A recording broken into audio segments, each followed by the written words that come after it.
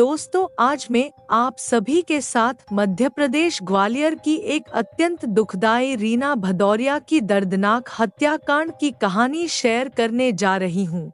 रीना एक ब्याहता और 3 बच्चों की मां होते हुए भी वह अपने जीवन में खुश नहीं थी। उसकी काफी हसरतें थी जिसे वह पूरा करने के लिए गैर मर्दों का सहारा लेती थी, और इसका ये परिणाम कितना गलत होगा उसे ये अंदाजा पता नहीं चला कि उसके इस आचरण से उसे अपनी ही जान को गंवाना पड़ेगा। दोस्तों, कहानी को पूरा जानने के लिए आपको वीडियो में आखिरी तक बने रहना पड़ेगा।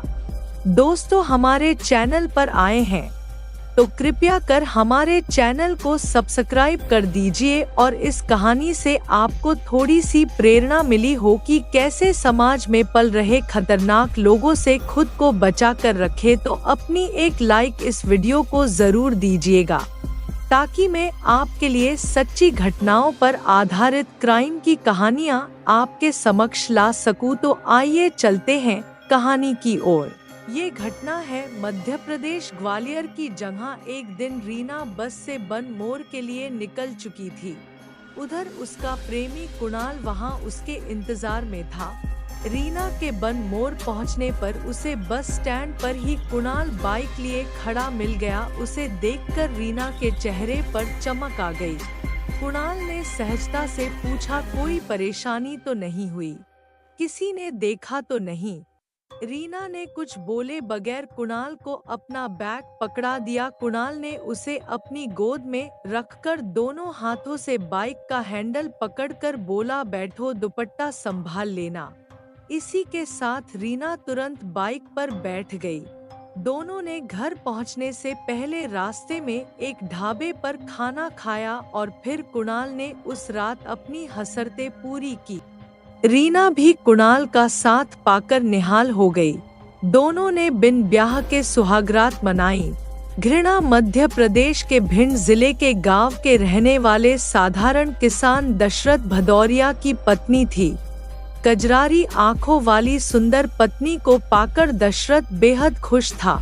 रीना की इस खूबसूरती का दीवाना उसके पति दशरथ के अलावा एक और युवक कुणाल पांडे भी था। वह इंद्री का नहीं था, लेकिन रीना और दशरथ के पड़ोस में रहने वाले शुक्ला परिवार में उसका अक्सर आना जाना लगा रहता था। एक दिन उसकी भी नजर रीना पर पड़ गई। तभी से वह उसका दीवाना हो गया था। पहली बार में ही दोनों के दिलो दिमाग में खलबली मच गई थी। उन्होंने एक दूसरे के प्रति खिंचाव महसूस किया था। कुणाल को रहा था उसने कुंवारेपन की कसक के साथ रीना की सुंदरता और कमसिन अदाओं को महसूस किया था। कुणाल के बांकपन और बलिष्ठ देह को देखकर रीना के दिमाग के तार भी झंझना उठे थे। दिल की धड़कनें तेज हो गई थी, गुदगुदी होने लगी थी। उससे मिलने को बेचैन हो गई थी, जबकि वह 7 साल की ब्याहता थी और उसके 3 बच्चे भी थे। उसकी कुछ हसरतें थी जो पूरी नहीं हो रही थी। वह खुद को खूंटे से बंधी गाय ही समझती थी। ऐसा लगता था जैसे उसके सारे मंसूबे धरे के धरे रह जाएंगे। जवानी यूं ही सरकती चली जाएगी, मनचाही खुशियां नहीं मिल पाएंगी। एक दिन कुणाल से मिलने के बाद तो उसका मन और भी बेचैन हो गया था। रीना और कुणाल के बीच पनपे प्यार के बढ़ने का यह शुरुआती दौर था, किंतु जल्द ही दोनों एक दूसरे के काफी करीब आ गए। यहाँ तक कि कुणाल उसे अपनी बाइक से जब तब पास के शहर लेकर जाने लगा। इसमें उसके पति दशरथ की सहमति थी। वह कुणाल को सिर्फ पड़ोसी शुक्लाजी का रिश्तेदार और अपना हमदर्द समझता था। इस वजह से वह कुणाल पर भरोसा करता था। जब भी रीना कुछ खरीदारी करने के लिए शहर जाने की बात कहती थी, तब वह उसे कुणाल के साथ जाने की अनुमति दे देता था। किंतु उसे इस बात का जरा भी आभास नहीं था कि रीना क्या गुल खिला रही है। कुणाल और रीना एक दूसरे को बेहद चाहने लगे थे। रीना अपना दिल पूरी तरह से कुणाल को सौंप चुकी थी। दूसरी तरफ दशरथ के साथ उसकी जिंदगी उबाऊ बनती जा रही थी। घर में छोटी छोटी बातों को लेकर चिकचिक होने लगी थी। रीना जब कभी कुणाल के साथ किसी रेस्टोरेंट में एक साथ कोई पसंदीदा डिश खा रही होती तब चम्मच से निवाले के साथ साथ अपनी सारी समस्याएं भी उससे साझा कर लेती थी। कुणाल उसके इसी प्रेम का दीवाना बन चुका था और उसके साथ अपनी हसरतें पूरी करने का हसीन सपना देखने लगा था। उस पर पैसा खर्च करने में जरा भी कंजूसी नहीं करता था। कुणाल मध्य प्रदेश के औद्योगिक इलाके में रहता था। वह वहीं एक कंपनी में काम करता था। रीना का गांव मौत से करीब 400 किलोमीटर दूर था। इस कारण उनका मिलना जुलना महीने 2 महीने में ही हो पाता था, लेकिन वे फोन से अपने दिल की बातें करते रहते थे। कुणाल एक बार करीब 3 महीने बाद रीना से मिला था। तब बातों बातों में रीना ने लंबे समय बाद मिलने के शिकायती लहजे में साथ रहने की बात रखी। कुणाल भी चुप रहने वाला नहीं था, झट से बोल पड़ा था, मैं तो हमेशा तैयार हूँ। मेरे पास बन मोड़ आने का फैसला तुम्हें लेना है, पति को क्या कहूँ। रीना मासूमियत के साथ बोली, दशरथ को साफ साफ हमारे तुम्हारे प्रेम के बारे में बता दो। कुणाल ने समझाया, लेकिन मैं कैसे कहूँ, उससे कहने पर बच्चों का हवाला देकर रोक देगा। रीना बोली, तो फिर एक ही उपाय है। कुणाल ने कहा, वह क्या? रीना ने सवाल किया। तब कुणाल ने कहा, उसे बिना बताए मेरे पास आ जाओ। जब वह हम लोगों से मिलेगा तब उसे हाथ जोड़कर समझा देंगे। कुणाल ने समझाया। उसके बाद वह बनमोर लौट गया। रीना कई दिनों तक उलझी रही। कभी बच्चे का विचार सामने आ जाता था तो कभी पति के साथ गुजर रही रूखी जिंदगी। वह काफी उलझन में थी। उसे डर लगने लगा था कि घर छोड़कर कुणाल के पास जाना कहीं भविष्य में उसके लिए कोई खतरा न बन जाए। काफी सोच विचार करने के बाद रीना ने एक रोज कुणाल को फोन कर कहा, आज दोपहर मैंने घर की देहरी लांघने का फैसला कर लिया है। रीना भदौरिया के इस फैसले पर कुणाल ने उसी वक्त आगे की योजना समझा दी। अगले रोज दोपहर के समय रीना तेजी से घरेलू काम निपटाने में लगी हुई थी। घर में कोई नहीं था। पति खेत पर गया हुआ था और बच्चे स्कूल जा चुके थे। वह बर्तनों को साफ करने और करीने से रखने के बाद फटाफट अपने बैग में कपड़े ठूसने लगी। पति की नजरों से बचाकर रखे गए कुछ पैसे भी बैग में संभाल कर रख लिए। फिर वह बस पकड़कर प्रेमी कुणाल के पास पहुंच गई। उधर दशरथ अपने बच्चे के साथ बेचैन था। उन्हें समझ में नहीं आ रहा था कि आखिर रीना अचानक बिना कुछ बताए कहीं चली गई। दशरथ रीना को बार बार फोन मिला रहा था, वह स्विच ऑफ आ रहा था। दशरथ ने इटावा में रीना के मायके से संपर्क किया। वहां रीना के नहीं पहुंचने की जानकारी से वह बेचैन हो गया कि आखिर वह कहां चली गई, उसका फोन क्यों बंद आ रहा है। दशरथ आसपास के लोगों से भी पत्नी के बारे में पूछताछ कर चुका था। ससुराल में कई बार फोन करने पर हर बार निराशा ही हाथ लगी थी। यहाँ तक कि शुक्ला जी के यहाँ जाकर कुणाल के आने के बारे में भी पूछा था। उनसे मालूम हुआ था कि वह महीनों से उनके पास नहीं आया है। दशरथ समझ नहीं पा रहा था कि आखिर रीना कहाँ गई होगी। वह कुणाल के साथ जब भी कहीं जाती थी तब उसे इस बारे में जरूर बता देती थी। आखिरकार दशरथ पत्नी का एक फोटो लेकर थाने गया। उसने SHO राजेंद्र सिंह परिहार को पूरी बात बताई और पत्नी की गुमशुदगी दर्ज करवा दी। SHO ने उसी वक्त से रीना की तलाश शुरू कर दी। मामला शादीशुदा महिला की गुमशुदगी का था। इसे देखते हुए पहले भदौरिया परिवार के सभी सदस्यों समेत रीना का मोबाइल नंबर लेकर उनकी कॉल डिटेल्स निकलवाई। कॉल डिटेल्स का अध्ययन करने के बाद पता चला कि रीना की बीते दिनों एक अनजान फोन नंबर पर अधिक समय तक बातचीत हुई। वह नंबर कुणाल पांडे का था।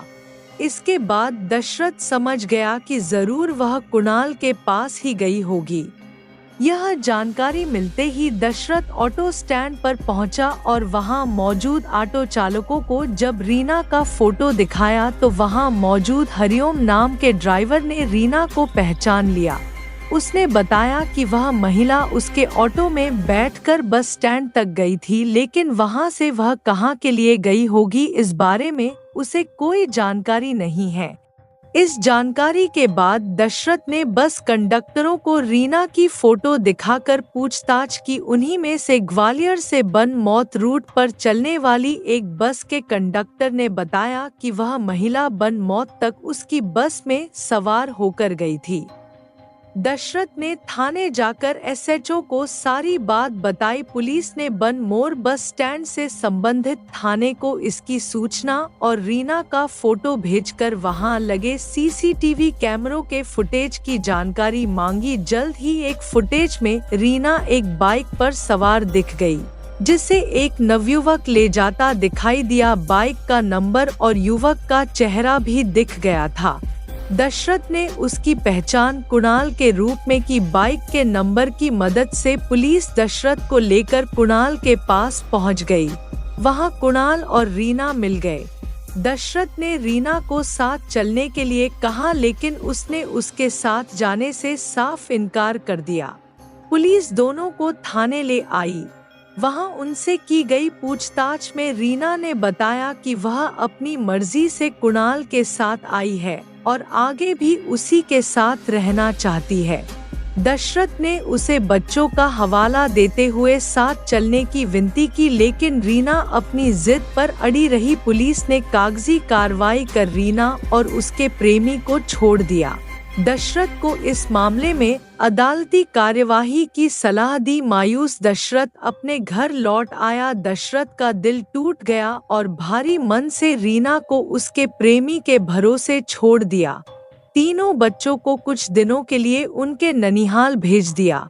रीना भदौरिया और कुणाल के लिए अच्छी बात यह हुई कि दशरथ के रूप में उनके प्यार की बाधा खत्म हो गई थी। कुणाल बनमोर में नौकरी करता था।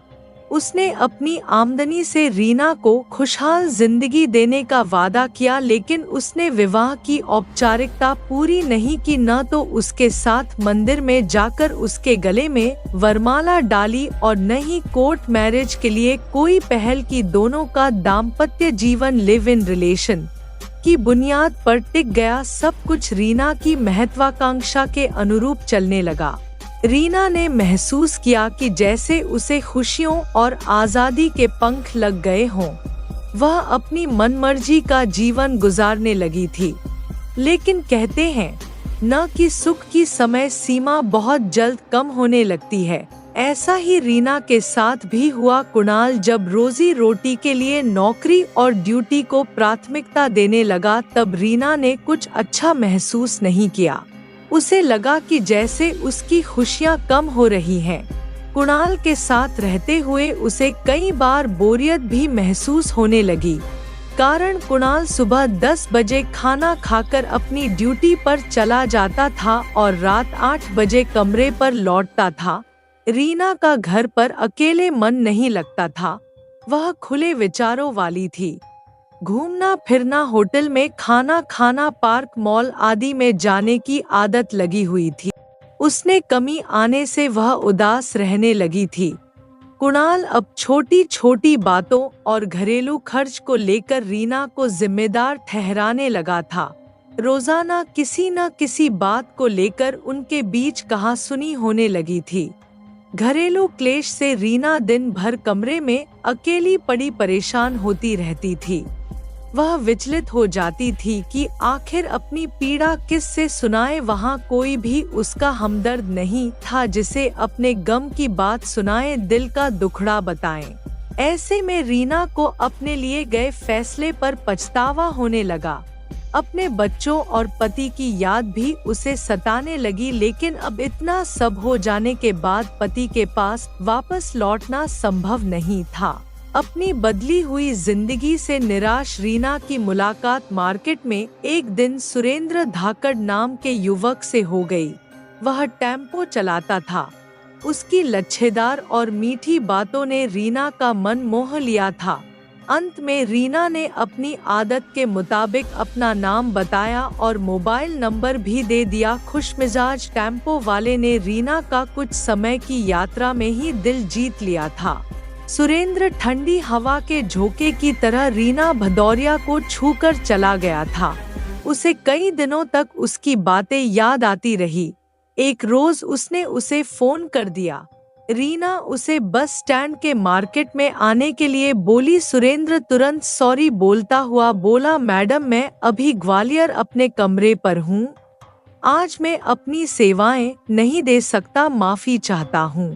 एक टेम्पो चालक द्वारा इस तरह तमीज से बातें करना रीना के दिल को छू गया। 2 दिनों बाद सुरेंद्र एक बार फिर रीना को मार्केट में टकरा गया। कुछ घरेलू सामान के साथ रीना बाजार में सड़क के किनारे बैठी थी। वह खोई खोई थी। तभी सुरेंद्र ने अचानक उसके सामने टेम्पो रोक दिया था।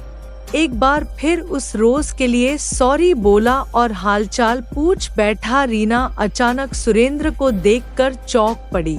कुछ बोलने से पहले ही सुरेंद्र बोला, देवी मंदिर चलना है मैडम, आज वहाँ मेला लगता है, चलिए वहाँ घुमा लाता हूँ, ज्यादा किराया नहीं लूँगा, वैसे भी खाली जा रहा हूँ। रीना से जिस मंदिर के बारे में पूछा, संयोग से वह उसके घर के रास्ते में ही आगे कुछ दूरी पर था। तुरंत ही वह सुरेंद्र के साथ जाने के लिए तैयार हो गई। उस दिन रीना ने महसूस किया कि उसके दिल की बात सुरेंद्र सुन सकता है। उस रोज नहीं चाहते हुए भी रीना मंदिर में कुछ समय सुरेंद्र के साथ रही, उसके साथ पूजा में हिस्सा लिया और पास के एक ढाबे में चाय नाश्ता भी किया। यह सब सुरेंद्र को भी अच्छा लगा था। रीना उसके साथ फोन पर भी बातें करने लगी, अपनी समस्याएं बताने लगी थी, जिसका सुरेंद्र दार्शनिक अंदाज में जवाब देने लगा था। एक दिन सुरेंद्र उसे ग्वालियर अपने कमरे पर ले गया। रीना के कदम पहले से ही बहके हुए थे। उसे हमेशा महसूस होता था कि वह प्यार की भूखी है। थोड़ी सी हमदर्दी मिलते ही उस ओर मुड़ जाती थी। प्यार पाने की यही लालसा उसे कुणाल तक खींच लाई थी। जब कुणाल से जी उबने लगा तब वह सुरेंद्र में अपना प्यार तलाशने लगी। एक मर्द से दूसरे मर्द की बाहों में जाने के बाद मिलने वाली उपेक्षा और असफलता का उसे कोई मलाल नहीं होता था। जल्द ही रीना और सुरेंद्र ग्वालियर के शील नगर में लिव इन रिलेशनशिप में रहने लगे। सुरेंद्र ने अपने मकान मालिक से रीना का परिचय पत्नी के रूप में करवाया। हालांकि इस फैसले को लेकर रीना को उसकी एक सहेली ने काफी समझाया था कि वह गलत कर रही है। सुरेंद्र उससे 13 साल छोटा भी था, किंतु तब तक रीना पर सुरेंद्र के इश्क का भूत ठीक उसी तरह सवार हो चुका था जिस तरह एक समय में वह कुणाल के इश्क की दीवानी बनी हुई थी। रीना ने अपने नाबालिग बेटे दीपेश को भी ननिहाल से बुलवा लिया था। उसे सुरेंद्र पास की एक बेकरी में काम पर लगवा दिया था। वह दोपहर बेकरी पर जाता था और रात के 9 बजे सुरेंद्र उसे अपने साथ वापस कमरे पर ले आता था। कुछ दिनों तक सुरेंद्र ने रीना को अच्छी तरह से रखा। बाद में वह एक एक पैसे के लिए मोहताज रहने लगी। अब उसे कुणाल को छोड़कर सुरेंद्र की बातों में आने का पछतावा होने लगा था। कुछ दिनों से रीना फिर से कुणाल के संपर्क में आ गई। उनके पुराने रिश्ते फिर से रंग भरने लगे। एक दूसरे के साथ जीवन भर निर्वाह करने की कस्में वादे करने लगे। रीना चाहती थी कि वह कुणाल के पास फिर से रहने लगे। 18 फरवरी 2000 देश की दोपहर 1 बजे के करीब सुरेंद्र शिव मंदिर में पूजा अर्चना करके लौटा तो बेडरूम में रीना को कुणाल के साथ हंस हंस कर बातें करते सुन लिया। यह देखते ही उसका खून खौल उठा। रीना की बेवफाई और बेरुखी ने सुरेंद्र के गुस्से को हवा दे दी। वह रीना को गालियां देते हुए उसके साथ मारपीट करने लगा। इस पर रीना को भी गुस्सा आ गया। वह बोली, मैं तुझे छोड़कर हमेशा के लिए अपने कुणाल के पास जा रही है। रीना के मुंह से इतना सुनते ही सुरेंद्र भी गुस्से में बोल पड़ा, देखता हूँ हरामजादी तो वहाँ कैसे जाती है। रीना भी कहाँ चुप रहने वाली थी। वह सुरेंद्र के साथ बदतमीजी से पेश आने लगी, उसे गालियां देने लगी और बोली, तो क्या तुम मुझे जबरदस्ती जाने से रोकेगा? कान खोलकर सुन ले कि जहां मेरी मर्जी होगी मैं वहां जाऊंगी, जिससे मेरा मन मिलेगा वहीं रहूंगी। रीना का इतना कहना था कि सुरेंद्र ने उसे धमकी दी और बोला, रीना जिद मत कर, यही तेरे लिए बेहतर रहेगा, वरना मैं भी अच्छे के साथ अच्छा और बुरे के साथ बुरा हूँ। कमीने, शिवरात्रि के व्रत के दिन तूने मेरे साथ मारपीट की है। मैं अब किसी भी सूरत में तेरे पास एक भी पल के लिए नहीं रुकने वाली। रीना भदौरिया की यह बात सुरेंद्र को बहुत ही बुरी लगी। उसने उसे धक्का दे दिया, वह जमीन पर गिर पड़ी। इस बीच सुरेंद्र ने उसकी साड़ी को उसके बदन से खींचकर गले में फंदा डाल दिया। वह तब तक साड़ी के फंदे को खींचता रहा जब तक रीना बेसुध नहीं हो गई। उसके बाद सुरेंद्र मेला घूमने चला गया और रात के करीब 9 बजे उसके बेटे को लेकर कमरे पर आया। वहां रीना को मृत अवस्था में देखकर परेशान होने का नाटक किया। फिर उसने अपने एक दोस्त कालू के माध्यम से एम्बुलेंस बुलाई। उस पर रीना की लाश रखवाकर उसके गांव गाड़ी से भेज दी, साथ में उसके बेटे दीपेश को भी बिठा दिया। सुरेंद्र ने इसकी जानकारी रीना के पति दशरथ भदौरिया को फोन पर दे दी। लाश को गांव पहुंचने से पहले ही कुछ दूरी पर दीपेश को एम्बुलेंस से उतरवा दी। दीपेश वहां से भागता हुआ अपने पिता दशरथ के पास गया और मम्मी की मृत्यु की सूचना दी। दशरथ घबराया हुआ लाश के पास पहुंच गया। उसने जैसे ही रीना के कान से खून और गले पर किसी चीज से कसे जाने के निशान देखे तो उसे हत्या का शक हुआ। उसने तुरंत पुलिस को इसकी सूचना दे दी। सूचना मिलते ही पुलिस मौके पर पहुंची और जांच की तो मामला संदिग्ध नजर आया। घटनास्थल ग्वालियर होने की वजह से मुंबई पुलिस ने रीना के शव को मृतका के परिजनों के साथ वापस ग्वालियर भेज दिया।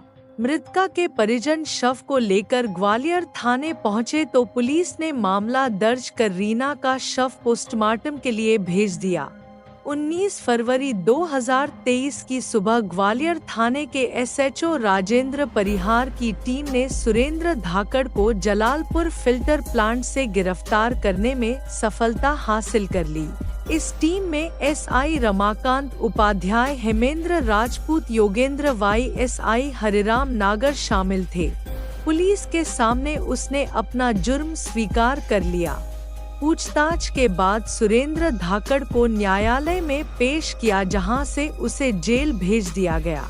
दोस्तों, इस कहानी को सुनाने का मकसद मेरा किसी के दिल को आहत करना नहीं, सिर्फ ये बताना है कि समाज में रह रहे खतरनाक लोगों से खुद को बचाकर कैसे रखें। अभी तक आपने चैनल को सब्सक्राइब नहीं किया है तो अगली कहानी की अपडेट पाने के लिए चैनल को सब्सक्राइब कर बेल आइकॉन को जरूर दबा दीजिए। आप अपना और अपनों का ख्याल रखें। मिलते हैं अगली कहानी में, तब तक के लिए मेरा प्यार भरा नमस्कार।